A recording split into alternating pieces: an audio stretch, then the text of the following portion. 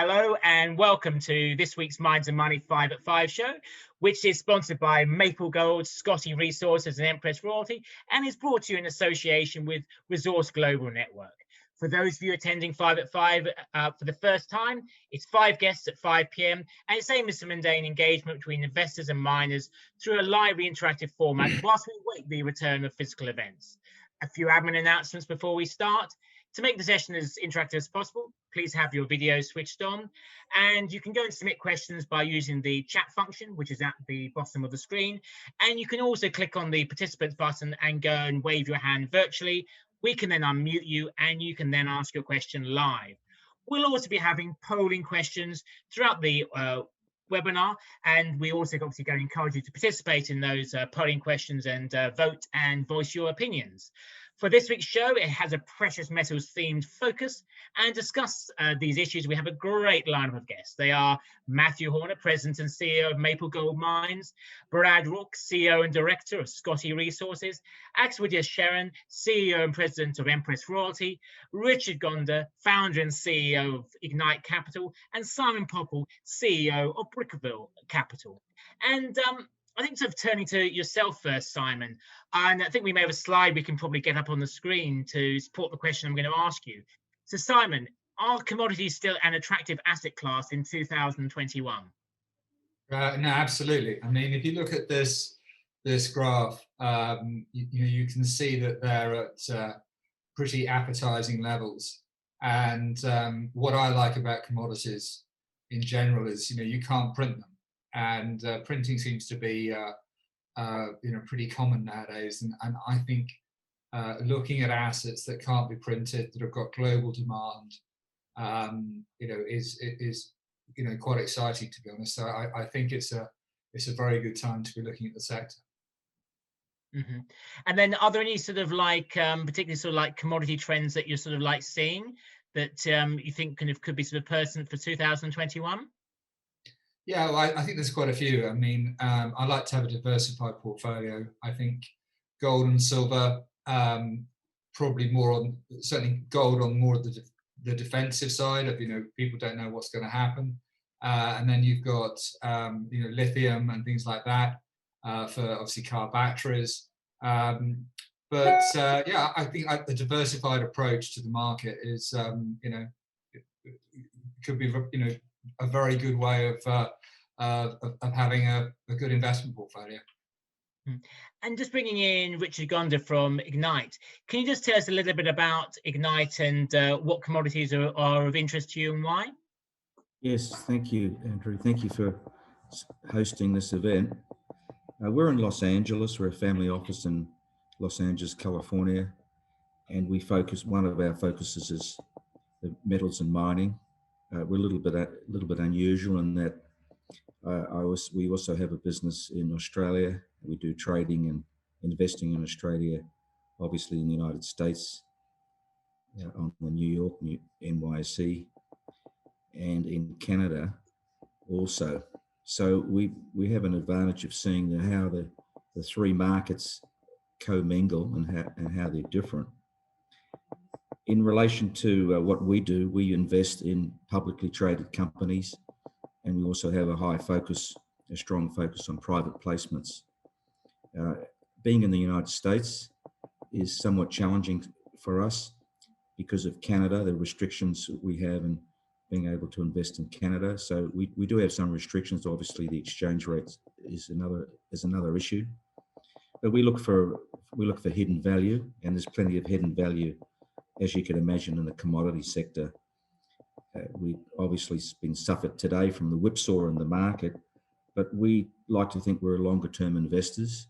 So we take a longer term investment horizon, 2 to 3 years, and we're seeing a pretty good time in commodities now, with the swing away from precious metals into the base metals.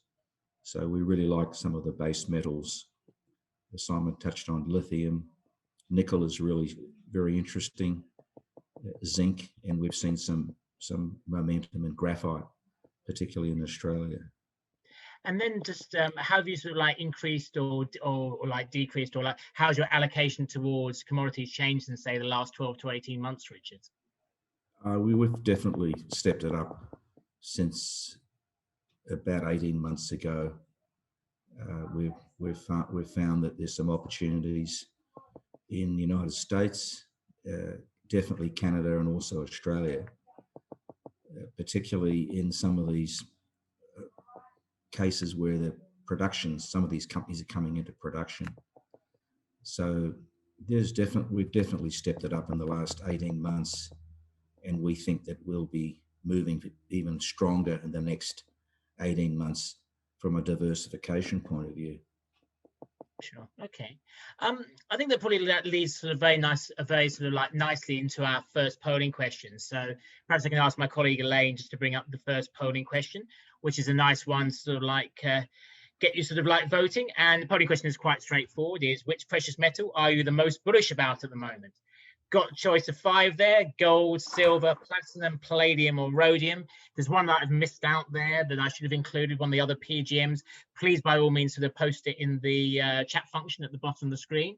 Whilst you're voting, let's just briefly do like a round robin and get the view of our panelists. Richard, which precious metal are you the most bullish about? Silver. Okay. And then yourself, Simon? Yeah, I'm with Richard on this. I think silver has got a very exciting few months ahead of it. Why? Why? It's a bit of a hedge, to be honest. I think silver's got, on the one hand, it's a defensive metal. I think it will do well if the world doesn't correct itself, but also if it does, because of its industrial uses, particularly solar, batteries, medicines. I think it wins either way. If the world doesn't recover, I think gold will do phenomenally well. And if it does recover really, really well, then as Richard was saying earlier, I think things like lithium and things like that could do very, very well. But I think silver is a bit of a sort of, I think you win each way with silver. Okay. Alex of Empress Royalty, what would your answer be? We're focused both on silver and gold, so I'm definitely bullish on both of them. Okay. And then Brad Rourke from Scottie Resources. Sure. Well, dominantly, I'm working on a gold project right now, but I did buy some silver to deliver at the house and some PSLV last week because I got caught up in all that. But I'm bullish on both commodities. I think actually, in a long-winded answer, I think silver actually could be the catalyst that'll make all these younger people that start understanding metals, and that'll be good for the whole industry. But that's a long conversation. Okay. And then Matthew Hornor of Maple Gold Mines, what would your answer be? I understand kind of a little bit about all of them. I think the silver is a momentum story now, which is getting a lot of attention for the reasons that have been mentioned a minute ago. I think gold, though, is the ultimate financial insurance, though, that over time, even though cryptocurrencies and others are sucking some of the wind out of the sails of the gold space, it's not going anywhere right now. It's getting kind of kicked to the curb temporarily, but just as quickly as that happened, I think it's going to swing right back when we no one's been able to fully monetize or model what happens when you have this huge of an injection of capital from the stimulus into the system. You can't actually wrap your head around that. And so now people think they know what's going to be the result of trillions of dollars of stimulus funding.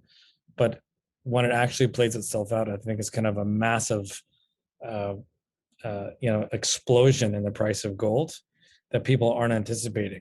This has happened before, never in this way, in this size, in this volume, this kind of fire hydrant amount of capital coming in, and people just haven't really been able to adapt to figure out how it's going to play out. And I think that all of these commodities do well, but I think gold is going to be one of them that beats out the rest. Okay. Well, I think just kind of closing the poll down and just Elaine, just kind of getting the result of the polling up on the screen. Seems that your sentiments were sort of like borne out. Is silver came a close sort of second with 38% of the votes, but a winner on 45% was gold. So I think that's sort of like nicely sort of segues into our first mining update of the show. And we're going to go and stay with Matthew Hornor, who, as I mentioned, is president and CEO of Maple Gold Mines. He has extensive industry sort of experience.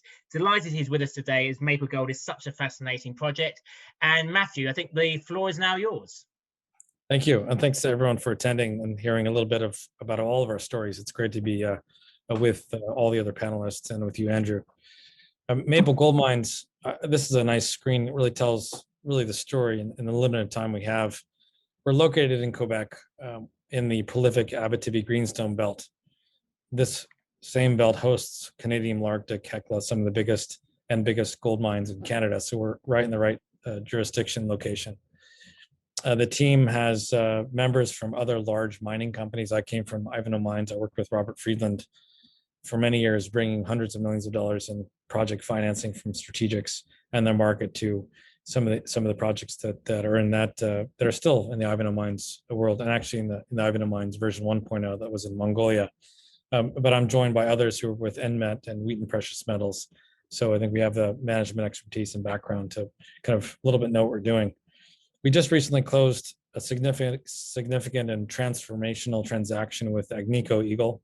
This changed everything for us in that they're the best partner on the planet for us, given where we are and what we're doing and what we're accomplishing there. That's on the kind of know-how side, but also they contributed a high-grade past producing project, the Jutel project, which just adjacent to our southern border. This is combined with our near 3 million ounce resource at the Douay project that gives us a 400 square kilometer land package. With their partnership, we have now $20 million in cash. In addition to that, there's $18.25 million of exploration financing, which they are paying for solely to the joint venture over the next 4 years. So we have, give or take, $40 million. So for a junior mining gold story, that's, I think, unique. Our shareholder register includes the likes of Fidelity, who bought after Agnico. They're a big believer at Agnico, big shareholder there. So it made sense for them to also be part of our story. But for smaller names like ours, it's unusual to have people like that come on board. That's not to say we don't love the other institutional investors and shareholders we have. Case Depot out of Quebec is another very important one. They saw the Malartic project start from where it was at $14 million market cap and go into the multi-billions of dollars when Agnico and Yamana ultimately took it out. So that's the landscape, and that's the general nature of the platform. Here's a map of what our project area looks like. As you can see from the bottom area, there's the Jutel Gold project. See, it's exactly adjacent to the southern border of the Douay project. The pink area shows the Douay conceptual pits that were done by RPA. Right now, we are doing two things. We're expanding the existing resources. We're going after some outside the resource area high value targets, the Northeast IP target, the South IP target, the JDZ West and East targets, and the P8 target. There's a 10,000 meter program that's underway right now. We finished a 4,500 meter program that whose results will be coming out to the market soon. And in addition, we now have this, I like to call it this box of jewels like that came out of the attic in the Jutel project.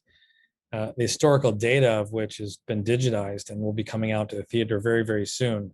And we're really, really excited about. So we now have this past producing project. And if just to remind the audience, in Quebec, it's a thing to restart old projects. That project shut down when gold was $360 per ounce. So when gold fluctuates between 2017 and $100, et cetera, that's not even close to where this project used to be profitable and ended in 1993. And of course, we believe there's a lot of useful material left behind, and it's open at depth for all sorts of further exploration and expansion. Canadian Malartic, I'll remind you, was a restart of an existing project that now is the largest gold mine in Canada. So this is our landscape. These are the things we're doing, and this is the project area, which gives you a sense as to why we're so excited about it. Also to the western side, outside the existing resource areas, we're going to be going after some VMS targets. The black blobs there are copper zinc targets. That gives us that angle. The impact of this transaction with Agnico that I think bears mentioning, I think of the four main things that this transaction did for us. The project had been around since 1976, since before since I was very, very young. Gone through a number of different hands. It's been owned by other mining shops and vehicles, which is normal for most mining projects. Most mining projects don't start with the very first owner. But no one really got a sense as to really what the potential really was. And I knew that with bringing in Agnico, it would change the view of the hearts and minds of the investor community, the markets, to say, okay, this thing really has merit. And I'll show you in a second why I think that is. So that really changed, how we were viewed totally. The asset diversification I spoke about, we're talking about at Dewey's most likely what would be the largest open pit gold project on planet Earth. I think it'll be actually bigger than Canadian Malartic once it's done, assuming we hit all the targets technically that we want to. That's the potential there. But also with the past producing high grade project Joutel, we balance those out very nicely. It gives us much more optionalities and many more ways for our shareholders to win on the upside with their investment in Maple Gold. And the exploration expertise. The gentlemen and women at Agnico are all fantastic human beings. They're the best of what they do. The culture that Sean Boyd has put in place is nothing short of excellent. And they have a whole engineering firm within Agnico of 110 people that are like an SRK that exists to find ways to further advance all sorts of projects and find efficiencies everywhere. Also now a robust balance sheet. As I said, we're sitting at about $40 million plus of available and committed cash. So as I said, it was a transformational transaction for us. Next slide. These are some of the things we're going after. As you can see, we're expanding the resource. The estimate of our resource is 2.77 million ounces inferred in M&I category. The inferred is around 1 gram and the indicated is about 1.5. If I had to guess how this thing is going to go forward, probably start with an open pit start area in the west and drift to the east. If you start the DW zone, the Dewey West zone. It's the third largest undeveloped gold project in Quebec as it stands right now. As I mentioned, it's a 6 by 2 kilometer footprint, which is about the same scale today as Malartic. And it occurs, the resource occurs on this major lithotectonic boundary, which is the Casa Berardi North Fault. But as you can tell, and if you expand the map, I don't think I mentioned this earlier, it's surrounded by current producers and past producers in this area. So we could not choose a better place. As I've said, if you're a Martian coming down to planet Earth and you needed gold to keep your spaceship afloat, this is one of the first places you go to find gold to keep yourself in business. So there's existing expansion of the resource and then step outside of that area. And I think if I would say that about half of the existing budget will be used to doing expansion of the resource area. The other bit will be used to find new discoveries outside of the zone. So I'd say it's a two-pronged approach for those who are wondering how we're going to spend the money we have coming in from our wonderful partner. If you go to the next slide, I think this is a slide that really tells the whole story. I think I could start and stop with just this slide, and then I can get to some questions. But if you just allow me to finish with this one, I can move to questions if there are any. If you look at the bottom, that's the depth of Canadian Malartic. That's 2,000 meters. Up from that is Casa Berardi, 1,500 meters. Goldex, 1,500 meters. Talbell Mine, which now we have in our portfolio. We have literally, relatively speaking, in this zone, in this area, scratching the surface. The near surface representation of our 3 million ounces shows that the real heart and the plumbing of this massive monster, which we think is going to be a massive monster of a project, exists deeper, which is the case elsewhere within Quebec and Abitibi specifically. Okay, thank you very much for that. Just at time to squeeze in a couple of questions. Sure. Perhaps I can just turn to Simon Popple first. Do you have any kind of questions for Matthew? Yeah, the Agnico deal obviously is, you know, a game changer for you. To what extent does that prevent other companies having any interest in you, if you see what I mean? Because they're such a natural partner for you. Yeah. Do you, has that sort of removed any bid premium, or could you perhaps talk to that a bit? Because obviously a lot of people are looking at, you know, the majors coming in and buying companies like you out. Be interesting just to have your take on that. Sure. I think great question. I think it actually does the opposite of removing any bid tension or premium, because what is Canadian Malarctic but a 50-50 joint venture between Agnico and Yamana? So whether Agnico wants to be the ultimate takeout partner, or somebody else wanting to get into a deal with Agnico as a 50-50 partner, we just want the best for our shareholders. So what it does, I think, realistically, is it allows people to see that the potential for us is massive in Agnico. So now we're on everyone's radar. We'd already been speaking to, we had 8 or 9 NDAs underway before we did the deal with Agnico. We've been talking to them for 2 years plus, and they've been to site many, many times.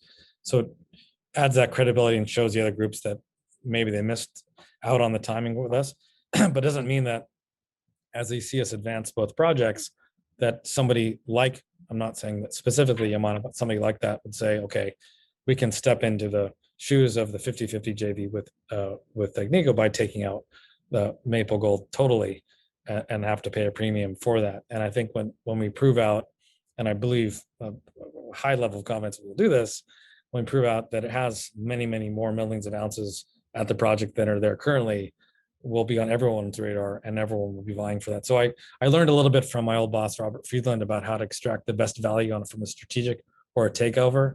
I read all the books on Boise's Bay, flew around with Robert for years and years on his plane, cutting all sorts of deals and finding things. So I learned a few tricks along the way. And I think we've engineered this, I think wisely, to make sure we didn't lose that, because that's very important. You're very, very right to ask that question, Simon.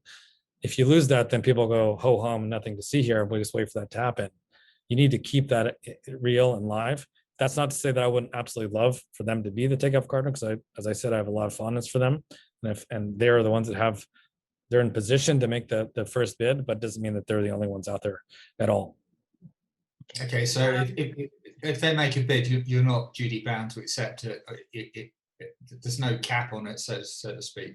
No, No. no way. I would never sign up for something like that. No, thank you.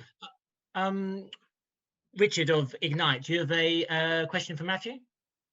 Yeah, a couple of questions, Matthew. Can you talk to us a little bit about what your time horizon is as an investor? Yeah. That's the first question. Should we be looking at this as a 6 month or 2 to 3 year play, or less than 6 months? And secondly is, you know, you're in Quebec. Why is Quebec such a good area? Does it have outstanding infrastructure? What is so sexy about Quebec? Great. I can answer both those kind of together, if that's okay. The time horizon depends on, obviously, market conditions, what gold's doing, all these other things. So we keep that, if we say that that's a static, and that's going to be the same for the answer. I would suspect that we need another couple of drill programs. We're in this one now. Of course, with any drill hole, that could change everything very rapidly. I would say this is one of the names that you would own, not worry about us needing to finance ever for years and years and years, and just be relaxed in owning Maple Gold, knowing we have a great partner, an amazing project, another project coming online for more exploration, more news. There's a lot of news coming out with all of the things I mentioned. So this is something you don't have to worry about. Well, the market fluctuations go up and down, buy on the dips, build a position, etc. That would be my perspective. And it's not going to be 6 months. It's going to be a little bit longer than that. We need to have this program and then probably one more. And then we get into like thinking about PEA, PFS, feasibility, and how we advance the project to something into an actual project. So that's the first part of that question. I hope that answers it for you.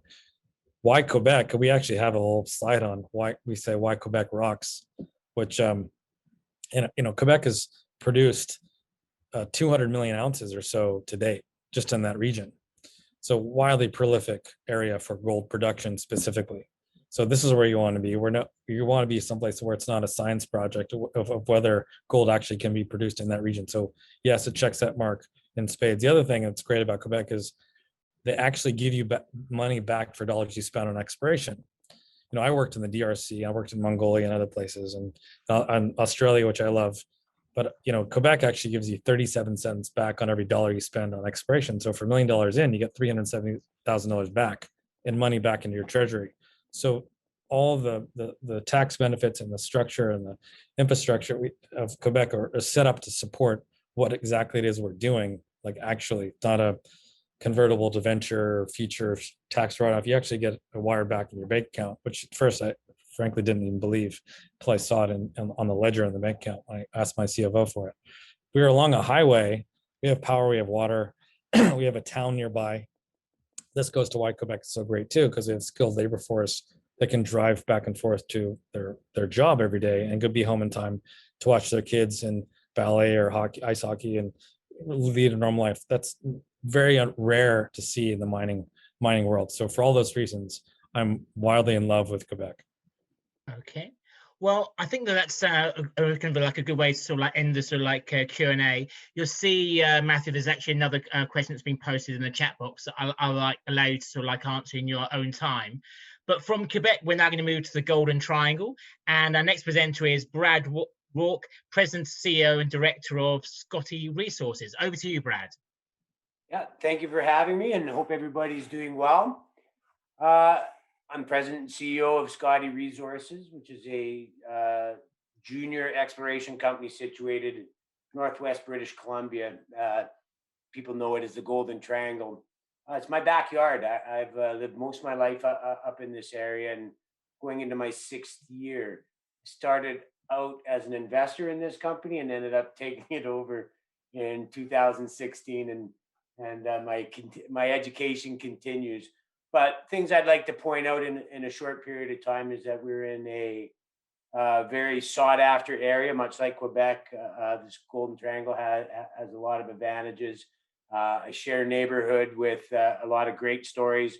The Bruce Jack mine is to the north of me, borders me. KSM project, Ascot's on my southern border. We kind of just fill in the southern end of the Gold Triangle there. Other things I'd like to point out is we're a permitted mine. The reason I first got involved with this was it was a past producer. It only produced 16.5 grams per ton, but it only ran for about 3 years in the early 80s. My due diligence just said it was economics at the time that shut it down. Gold rolled over, and Scottie Gold Mine had a $20 million facility with the Royal Bank of Canada, and they were paying 22% interest. That's what the interest rates were when you took them out on development in the 80s. So that, with the fact that Bruce Jack is the largest producing single asset on the planet Earth right now, 360,000 ounces a year. It's just come online. It's in its 2nd year. Well, their operation offices as Seabridge KSM is in the little town that I've grew up in called Smithers. And so I identified this past producing mine and the fact that Bruce Jack was building a $50 million power line and went right along the borders. So you can go to the next slide, please, Elaine. So when we first started out, we'll get through this one quick. We were 400 hectares. That's what it originally started off with. Everything in dark blue is now Scottie. It's all 100%. Through this bear market of 2016 to now, I've done over a dozen transactions. I've gotten myself to 25,000 hectares in 2 contiguous pieces, and they're geologically relevant. I've got, I think, 4 past producing gold mines on my properties, but all of our work is kind of focused up in the top left corner there around the Scottie Gold Mine. Yeah, we'll go to the next one, please. And I'll just kind of give a quick outlook and then try and save a lot of room for questions. So up until 2019, I don't think anyone had heard of us or me. I self-financed it for the first few years, or unless you were one of my lucky friends that they forced to give me money. But We kind of just did this by the bootstraps. No one cared at that time. I've had some of the better technical people in Canada. Their fingerprints are all over all my reports. We've remodeled it, we relogged core, and we did all this unsexy stuff that the market doesn't give you credit for, but kind of went through that process. I just finished my second drill program. We did a small one in 2019 of 2,000 meters on 3 different zones. We're just testing things, and we actually hit on all 3 zones on our very first year, which was exciting. We completed our 2020 program. All those news releases are out, and we were very successful again. We did 7,000 meters for 2020. The 3 zones that we kind of are going to be focused on and had our most success are the Domino, the Scottie, and the Blueberry. And I'll just give an arm wave why we're so excited. Scottie Gold Mine, again, that produced one vein there produced a 1/2 ounce per ton. It's open in all directions, and there's multiple veins that have not been mined out that have been identified. If you look over the Domino zone, right on strike, everything's east-west. It was our theory that it continues to the other side of the mountain. It's never been part of the same package. One of the deals that we've done is we brought this all together. We're really excited about that. We had success this year with some high-grade hits on strike. We've done a lot of IP and EM as well this year to give us some excitement where to go back there for next season. On the Scottie Gold Mine, we had some fantastic hits, 109 grams over 2.5 meters, pure 30-meter step out from a vein that was identified that's never been mined out. So it shares another intercept 80 meters away, similar grades. And then we have a whole host of them, and we didn't really miss in many places. And then I think our big focus for this year, and it kind of surprised us, is this Blueberry zone. And in 2019, the very first time we put a hole into it, we were actually trying to target something else. And well ahead of that target, we found this broad zone of mineralization and this intercept of 7.5 grams over 34 meters. So we followed up with that this year, and we found a whole brand new zone going in a total different direction that we're excited to get back to. But as you can see, these are from this year's drilling, 22 grams over 6 meters, and these are all surface targets. This is very much an open pittable, and it's on the road. 8.9 over 13 meters, 2 grams over 44 meters. And I have another 5 or 6 similar on those. I've highlighted my 2 highest, of course, but in line with what you see there. So that's really exciting.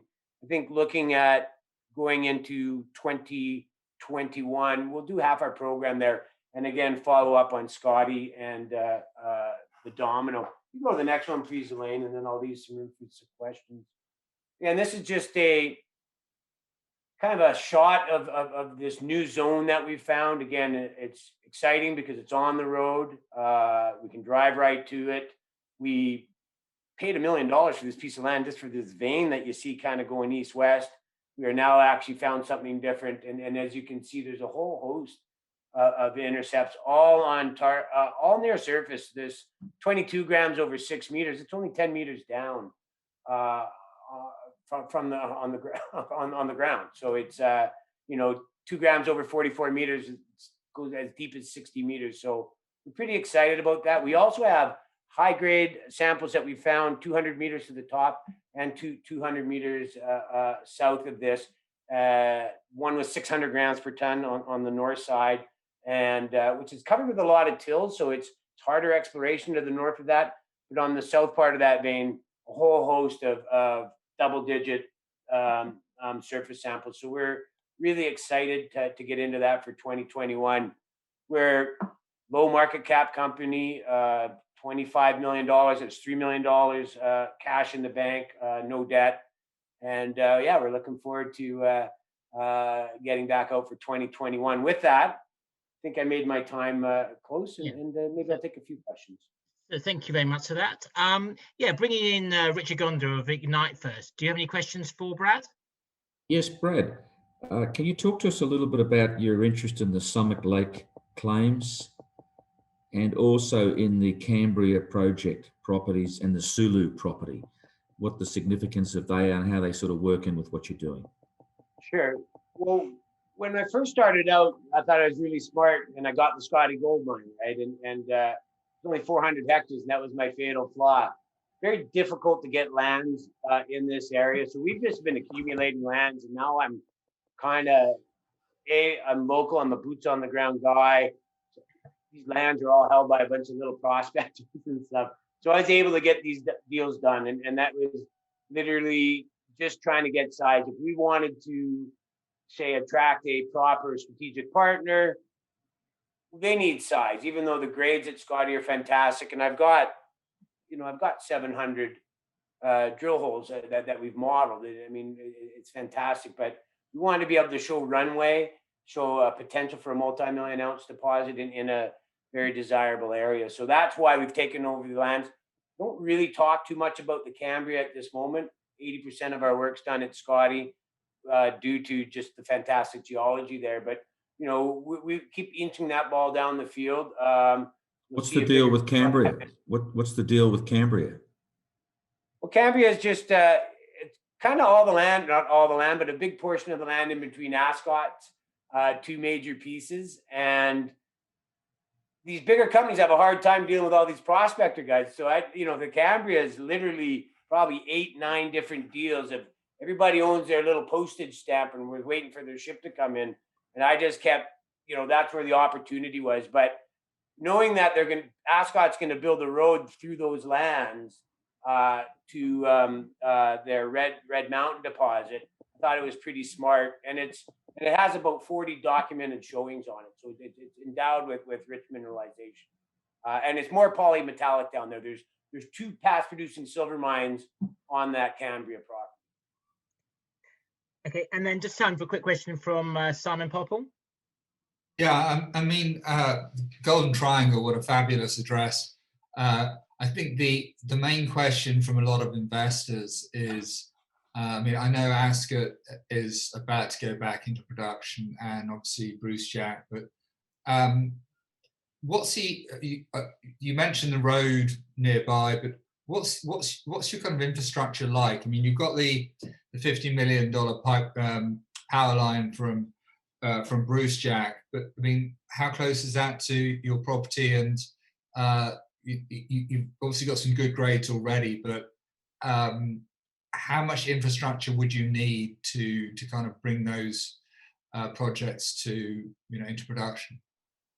Well, I think the 2 biggest things that you look at, Scottie, is grade and infrastructure. So the power line it's on the border of our property. Like, it's literally 150 meters from that power line to go into the first adit at Scottie.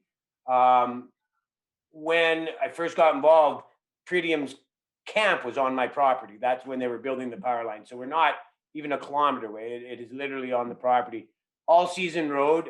We run our operation out of the Grand Duke camp, old past producing copper mine. So we have all that sort of infrastructure. And Ascot's 15 kilometers down the road to the new mill, and we're 40 kilometers down to a full port in the town of Stewart. So we have all the services. And again, we lack nothing infrastructure wise, right? You name it, we have it all right there. And a full working office out of Stewart as well. So. Okay, fantastic to hear.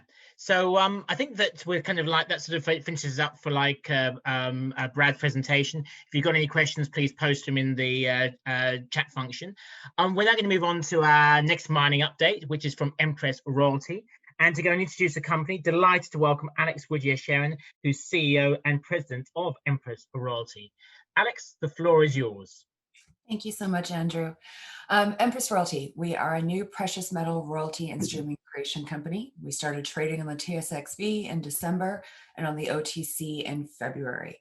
We currently have a portfolio of 15 royalty and streaming investments. We initiated our portfolio with 13 gold exploration projects.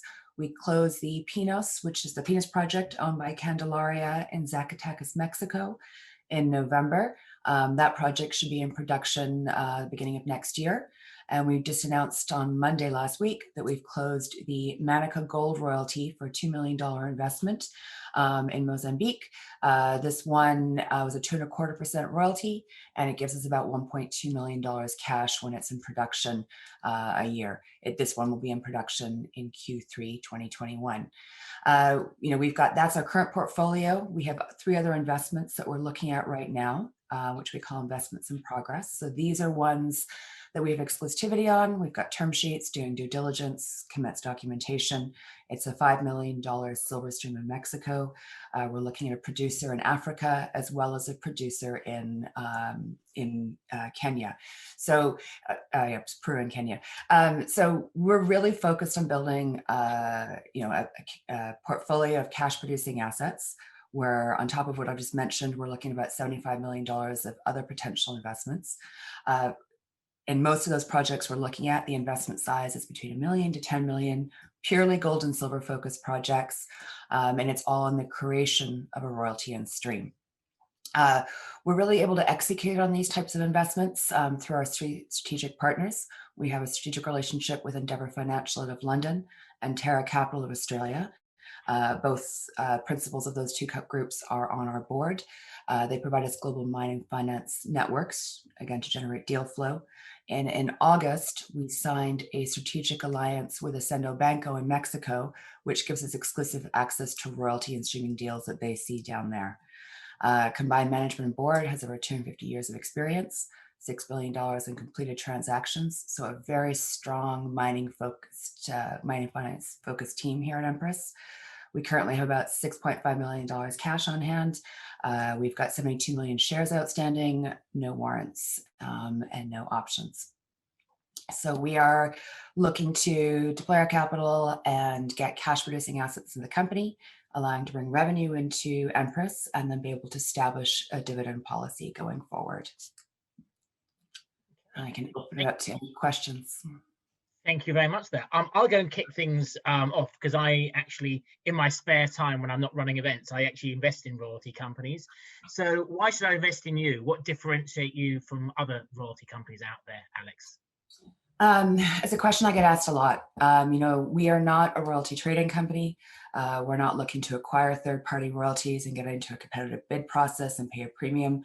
We're very much more focused on the creation side. So that's working with mining companies to get them the additional capital they need to either get in production or expand upon what they have. And through our partners, we're seeing these opportunities. There was a recent one with a silver stream where our partner in Mexico was providing a debt facility. We're coming alongside, providing the stream, and then there's an equity portion. So it's part of a bigger picture of finding financing solutions. Okay. And then you obviously mentioned earlier that you go and invest in both gold and silver assets. How is the weighting of your portfolio between investing in gold and silver royalties? Right now, it's about 50-50. We would love to find lots of silver projects to invest in, but we're looking at the economics of each one. Everything's very much individually done that we're looking at. It's probably be a little bit more gold focused, but we're looking at all opportunities right now. Sure. Okay. And just then to bring in our investor guests, I guess first of all, turning to yourself, Simon, do you have any kind of questions for Alex? Yeah, no, absolutely. I mean, I think main question is what's your hotspot in terms of what size deal do you like? Are you kind of 2 to 10 million, 5 to 20? What's your comfort zone? Yeah, right now, what I'm looking at the pipeline, our kind of criteria is anything from $500,000 up to 20 million. The sweet spot for us really is at 1 to 10 million, and that's where I'm seeing the most opportunities right now. That's kind of sizable enough that we can deploy the capital and have more diversification by keeping under that 10 million size. And it sort of hits the target of the kind of projects we're looking at and where we're seeing the opportunities. And in terms of that 1 to 10, would you look at something that is not quite in production, but clearly that there's massive potential because they've got a lot of stuff already. I mean, I capital raised in the space as well, and I tend to find that a lot of streaming businesses, they're almost project finance in terms of what they're looking for because they really want a cash flow at the end of it, and the ones that sort of I suppose, earn their crust, as far as I'm concerned, are the ones that take a bit more risk, and perhaps go that little bit earlier. Whereabouts are you on that kind of risk curve? We're right now, as we're such a new company, we're focused on getting revenue into the company, like for revenue for Empress. So we are looking much more at the production stage projects. That's not to say there aren't some interesting development companies we're looking at. There was one exploration one we've been looking at as well, where it's part of a bigger picture of what can happen with a company. I think we've looked at some similar stuff together before too, where there's such huge potential for it. And with the right project and the right management group that's known to us, those type of things might be attractive. But right now, the focus immediately is to get revenue into Empress and looking at those revenue generating assets. Okay, great. And so would I be right in thinking you need a feasibility study before you kind of look at something? Yes, or something that's in production that needs a bit of expansion on it. If it's a private company, we're looking at both public and private companies. Okay, great. Thank you. Bringing in Richard, do you, I guess first of all, like a side question for you, Richard, do you actually invest in royalty companies? And I guess, and then the following question is, do you have any questions for Alex? We're not invested as yet in any royalty companies, but we're not adverse to it. The question I have for Alexandra is a young company. I understand why you're in Mexico, but Mozambique to many is off the beaten track. And can you tell us why, as a young company, you would choose to go into Mozambique when the payout doesn't seem to be particularly substantial? Yeah, I mean, this is a $2 million investment for us. The annual return is 1.2 million. So we're paid back within a year and a half. We have our capital back.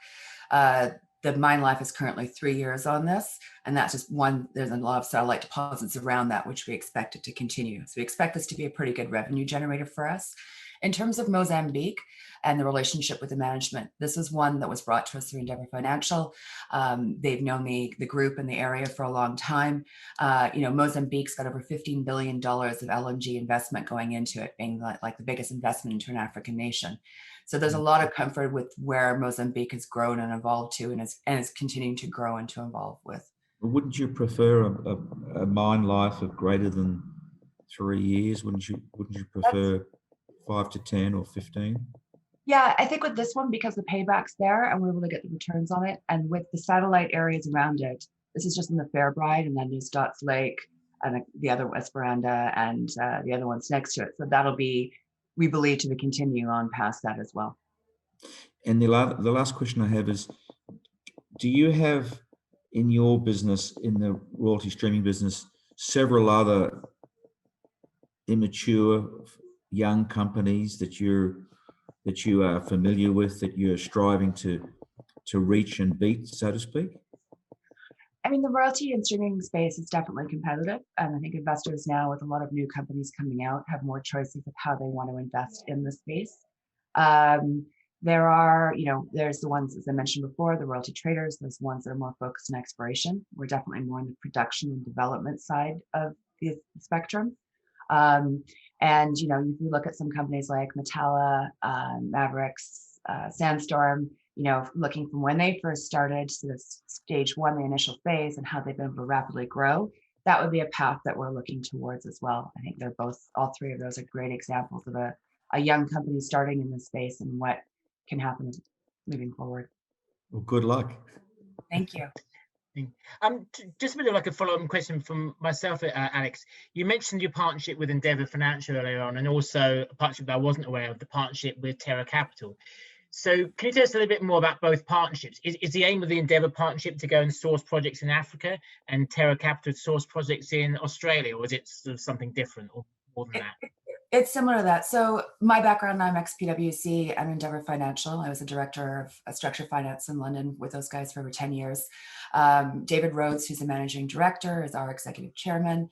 And with Endeavour, we're able to source deals not only in Africa, but also South America. I mean, these guys are one of the global leading finance investment banks. So we're able to get deal flow from them, anything that they're seeing under the 25 million mark in the royalty and streaming opportunities. So we're able to source deals. I've got access to the cash flow modelers, the financial analysts, the geologists, the engineers. We can quickly vet stuff and then structure around more interesting countries like Mozambique. with Terra Capital. Jeremy's one of the, done a fantastic job with the fund over there. That gives us access to Australian deals, as well as Australian listed companies with projects internationally. And Jeremy's been an investor in the natural resource space in Canada for the last 10 years. So really it gives us a good capital markets network that we can also tap into. Okay. And it's also to note with the three partners, being Endeavor, Terra, and Ascendo management board, we all own 55% of the company. So we're very much in line with the shareholders to see this company grow and add value to it. Mm-hmm. And then just like one sort of like final, I guess, wrap up question for myself is then again, as an investor, what would be the potential key milestones I could expect to see from Empress Royalty in 2021? For us, it is growing the portfolio. We've done the first two deals being Pinos and Manica, and then it's moving these other ones, the Silver Stream, completing that, completing the producing ones that I've mentioned in Peru and Kenya. So it's just building on our portfolio and getting the revenue into the company, and that's what we're really focused on right now. Okay. I think kind of with that, we're just going to go on to the kind of like the closing poll for the show. And I'd ask my colleague Elaine just to go and, sorry, first of all, just to go and thank Alex from Empress Royalty. But if we can just go and get the closing poll. Closing poll is what will have the biggest impact on precious metals mining investment in 2021. Higher commodity prices, technology innovation, return to normality post-COVID, or something else. And whilst you're all voting, let me just do a quick round robin and asking our opinion of our panelists. So let's first of all go back to Matthew Hornor of Maple Gold Mines. What will have the biggest impact on precious mining investment in the remainder of the year? Is Matthew with us? Oh, he is. Can we unmute Matthew, Elaine?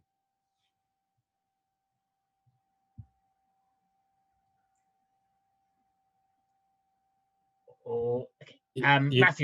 Matthew, hopefully you're back now with us. So yeah, Matthew, just give interest in your answer to the polling question. Yeah, I never left. You just missed some of the pearls of wisdom while I was muted. Sorry. Yeah, the answer to the polling question was something else, and that something else is truckloads and oceans of capital being poured into all the economies, which is going to drive the value of all things real, commodity, real estate, everything in the upward direction. That's the something else. Okay, thank you for that. And then turning to Brad at Scottie Resources. Yeah, I think I'm on the same train as Matthew. I think again, I mentioned earlier with all these people looking at the silver markets, at least they're educating themselves. They're way off by the way. But I think going out Q1, Q2, Q3 here in the balance sheets of these producers, you can't deny math, right? And I think that also could be something that will change. The commodity price, again, everyone's scared of. I'm fine with the commodity price right now. I remember when we couldn't break through 1,400, and again, I think it rises, but I don't necessarily think that's going to be the catalyst. I think actually you look at what's coming down the pike here with Q1, Q3, and if COVID goes away, all these bigger companies be able to do site tours. And I just know ourselves, we have lots of CAs signed, lots of interest from maybe these mid-tier producers, but unless they can get boots on the ground. So I think there's catalysts coming ahead. Again, everyone's just kind of blinded by insanity right now. And it's a real precarious time. I've never seen anything like what we see right now. But I agree, hard assets, you're going to be just fine. And then turning to Alex of Empress Royalty, what do you think will have the biggest impact on precious metals mining investment in 2021? Yeah, I think, with obviously commodity prices having a huge effect on it and investment coming into it. But, as the guy said before, there's so much uncertainty. So hopefully that will drive capital back into hard assets. Mm-hmm. And then Richard of Ignite. Well, definitely high commodity prices, but I think what's really interesting is the trend with ESG. It's a lot of investors are really excited and motivated by ESG, particularly the larger companies. So I think that's going to be a relevant factor, and also boots on the ground. The ability to go and touch and feel the soil and the rock is going to be very important. So those are the three factors, I think. And I think just picking up on this sort of like ESG part, and just quickly flipping back to the three to the three mining panelists, in terms of just asking question, if I was to say what differentiates you in terms of in terms of as an ESG investment opportunity from your peers, what would be your elevator pitch? Again, going to yourself first, Alex from Empress Royalty. Yeah, I mean, for us, we're investing in other mining companies, so their ESG policies are obviously critical to us. You know, when I'm looking at something like Candelaria, what they're doing for the local community there, as well as what they're doing with the rehabilitation of with the plants there, it's critical. So that's something we look very close at, and something that we're developing out here at Empress too. And then Brad, what would be your elevator pitch? What makes you stand out with regards to ESG from all the other projects in the Golden Triangle? Sure, you know, and you never know what everyone else is doing, but I can just tell you what I'm doing. You know, we actually have a situation where we have the tailings that are exposed from the mining done in the 80s. The lake has since gone away, so they're sitting on surface. The liability doesn't rest with Scottie Resources. It rests with the Crown, with the government. They signed off it a long time ago, but we got about 3 years in this studies, a way to clean this up. You get a good corporate hat from doing the right thing, and then which we'd like to do anyways. I'm from the community, and we employ a lot of people from the community, so it's really important. But what we see here is with some engineering firms and stuff we're working with, is that there's a pool of ESG money that isn't chasing necessarily the highest return. And if you can fit within the parameters of the scope of these funds, there's capital there, and which is, you know, great because you get to clean up some things. So we're about 3 years into working on something. I think it's good for our company image, but good for the environment, good for the community of which we operate in. But it's interesting that it comes up with every meeting. ESG is always coming up, and then people coming up with creative ways to deploy ESG money, which is hopefully a cheaper cost of capital to do some things. So it's interesting. We talk about it all the time. And then Matthew at Maple Gold, what is your ESG sort of pitch? Well, I don't have a ESG pitch per se. I mean, I think that having worked in the DRC and South Africa and Mongolia, you know, without a social license to operate, you can't do anything. And this is directly tied to ESG. So as a general policy matter, we always operate in the best interests of not only our shareholders, but also the surrounding communities, because without their support, you can't do anything, and no one can go forward, and no one can advance anything you're doing. So I think it's really hand in hand with everything that we're trying to accomplish. ESG is a part of us, and we're part of ESG. Otherwise, we have no chance at all of being successful. So, you know, I'm married to someone who's very spent her entire life on water advocacy and environmental ideas and sustainable practices. This has been a part of my existence since birth. Being a California kid, I grew up near the ocean and surfing all the time. So I'm directly tied to the environment. I care about it deeply. And also I know pragmatically as a business person, unless you have it, nothing can happen. You can have the best project, most money, the best partner in the world. And if the local community doesn't like what you're doing and you're not giving back to them, most importantly, because of your existence, nothing can go forward. So it has to be part and parcel with every company's mandate across the boards. Otherwise, nothing can happen. So it is definitely forefront of everything doing. Just it's part of our, you know, it's part of our DNA, if you will, just from the beginning to end. And then just back to the polling question, and to yourself, Simon. How would you have voted, and why? Yeah, I mean, I think commodity prices are going to drive things, but for many of the reasons the guys have just referred to. But I mean, just touching on ESG, for wearing an investor hat. I mean, I deal with a lot of institutions and sovereign wealth funds, and mining, I think in the last boom, had a bit of a dirty name, dirty reputation. And they're going to be looking for homes for capital this time round. And so I think those mining companies, it's not all, but there's a lot more than there used to be, that can show a decent ESG track record, are going to be in way more demand than perhaps they were in the past. And I think it's going to hurt those who aren't on top of their ESG as well. So thank you very much for that, Simon. We are right on the hour. So all that leaves me to do is to go and thank you our two investor guests for the week, Richard Gonda and Simon Popple. To go big thank you to our sponsors, Empress Royalty, Scottie Resources and Maple Gold, who will all be speaking at our upcoming event on the 23rd to the 25th of March, the Minds and Money Online Global event. And also to thank you, especially thanks to the 5 at 5 partners, Resource Global Network. See you next time. Until then, stay safe. Thank you very much. Thank you, Andrew. Thank you. Thanks all. Yep. Thank you so very much.